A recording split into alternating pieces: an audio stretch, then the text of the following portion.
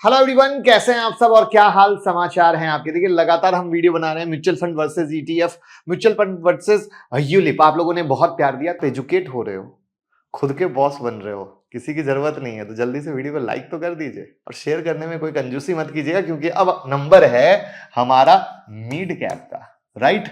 तो अब हम आते हैं मिड कैप पे, क्योंकि मिड कैप में भी वैसे ही हम कंपेयर करेंगे। तो मिड कैप में हमने अगेन दो को फिल्टर किया है और अगेन वैसे ही हम रिटर्न रिस्क दोनों पैरामीटर पर देखेंगे।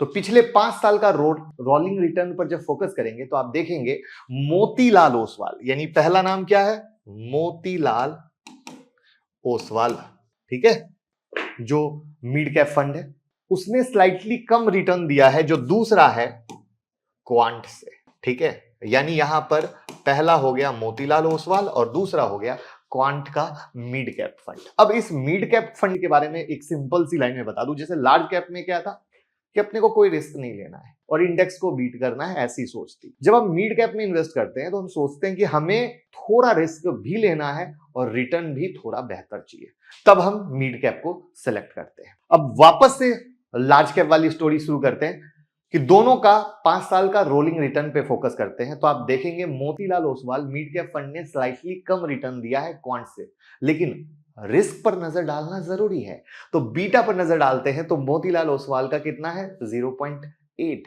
वहीं क्वांट का है 1.01। लेकिन अल्फा देखें तो दोनों का सेम है, यानी रिस्क को एडजस्ट करके उस पे एक्सेस रिटर्न करने की एबिलिटी के मामले में दोनों इक्वल है। मतलब मोतीलाल ओसवाल अगर थोड़ा रिस्क बढ़ा दिए तो उनका रिटर्न भी अच्छा हो सकता है। सो यहां पर अगर इन पढ़ाई के आधार पर देखें तो कहीं ना कहीं मोतीलाल ओसवाल सही निकल के आ रहा है।